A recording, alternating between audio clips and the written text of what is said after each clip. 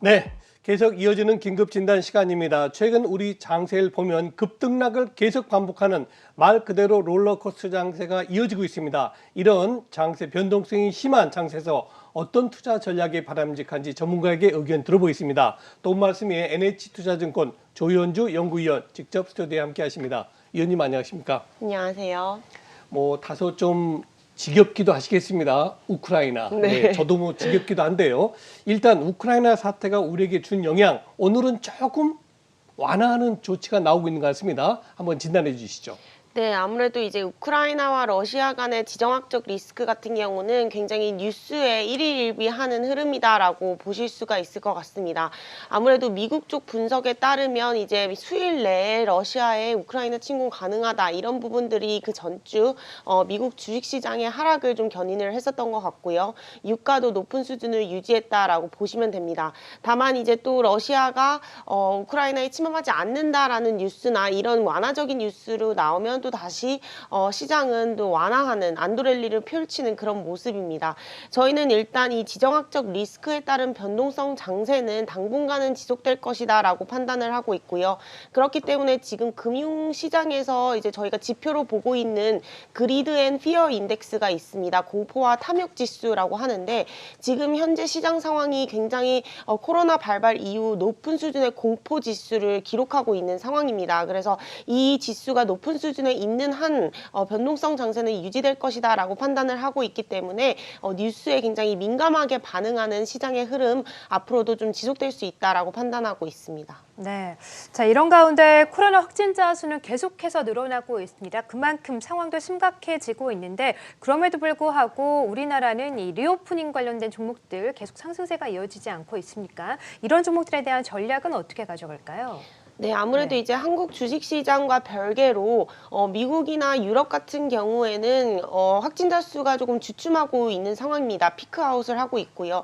특히 유럽 같은 경우는 이제 마스크 의무화를 해제하고 국경을 좀 여는 그런 정책을 펼치고 있고요. 미국도 마찬가지로 주별로 캘리포니아나 뉴욕, 뉴저지 같은 경우는 마스크 의무화를 해제하고 있습니다. 그래서 한국 금융시장과 미국, 유럽 금융시장과의 그 차별화의 포인트는 확진자 수가 한국 같은 경우 계속 늘고 있는 부분이고 이제 미국이나 유럽 같은 경우는 피크아웃을 좀 하고 있는 모습입니다. 그러다 보니까 정책 자체가 리오프닝 관련으로 좀 돌아가고 있다라고 판단을 하고 있습니다. 한국 같은 경우는 아무래도 대내적인 이슈보다는 대외적인 활동에 좀 더 예민하기 때문에 선진국에서의 리오프닝 정책들이 오히려 한국의 리오프닝 관련주들의 또 수혜를 이끌어내고 있다라고 판단을 하고 있습니다. 그래서 실적과 무관하게 센티먼트 차원에서 좀 주목을 받고 있다라고 생각을 하고 있고요.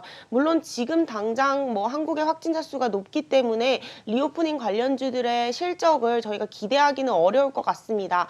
아무래도 시간이 좀 걸릴 것 같고요. 다만 센티먼트 차원에서는 앞서 말씀드린 대로 중장기적으로는 가야 할 길이기 때문에 결국에는 이제 주가가 먼저 오르고 그 뒤에 펀더멘털이 같이 따라오는 그런 흐름을 예상을 하고 있기 때문에 저희는 리오프닝 관련주들 같은 경우는 앞으로도 지속해서 좀 관심을 가져야 된다라고 판단하고 있습니다. 네, 그렇군요.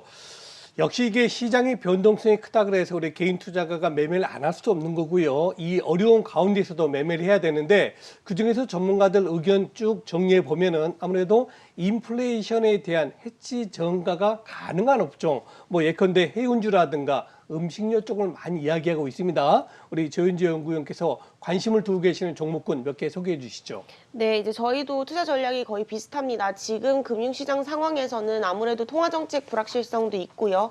지정학적 리스크도 남아있고 시장 자체의 금융 스트레스 지수가 높은 상황이기 때문에 변동성이 커진 이제 환경입니다. 그러다 보니까 조금 더 안전한 전략을 구사하는 것들이 좀 많이 나오고 있고 그렇게 이제 기관들이나 외국인 투자자들의 수급도 몰리고 있는 상황이다라고 보시면 될 것 같습니다. 앞서 말씀드린 대로 저희가 중장기적인 관점에서는 이제 리오프닝 관련주들이 조금 더 펀더멘털의 개선 여지가 성장주보다는 높다라고 좀 생각을 하고 있기 때문에 긍정적으로 바라보고 있고요. 그리고 금리가 올라가고 물가가 높은 수준을 당분간 유지할 것으로 생각하고 있기 때문에 인플레이션 해지 업종들이 긍정적이다라고 평가하고 있습니다. 특히 저희는 음식료 그리고 유통 이런 쪽을 좀 긍정적으로 바라보고 있고요. 특히 중국 소비 활동 정상화로 인해서 중국 관련 소비주까지도 저희는 좀 긍정적으로 바라보고 있습니다. 그래서 내수 소비 관련주에 좀 주목할 시기다라고 생각을 하고 있고요. 이러한 흐름들이 상반기까지는 좀 이어지지 않을까라고 판단을 하고 있기 때문에 지금 담아두는 전략이 유효하다라고 판단을 하고 있습니다.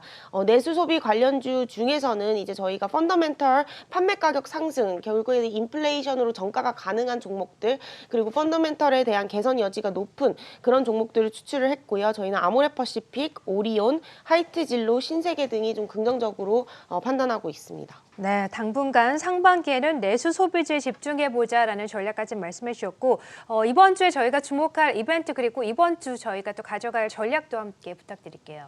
네, 아무래도 이제 코스피 같은 경우는 저희가 1차 반등 목표치를 2,800포인트로 제시를 하고 있습니다. 말씀드린 대로 시장의 금융 상황 수치가 스트레스가 높기 때문에 변동성이 좀 클 것으로 예상을 하고요.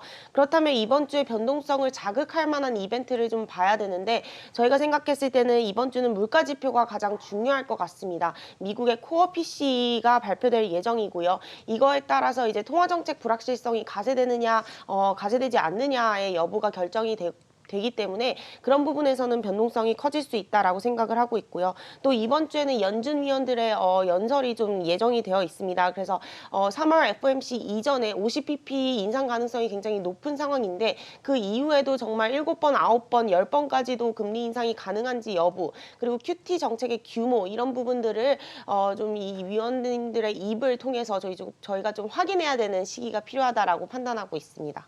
네, 자 이번 주에 저희가 눈여겨봐야 될 일정과 전략까지 말씀 들어봤고요. 지금까지 NH투자증권의 조현주 연구위원과 함께했습니다. 고맙습니다.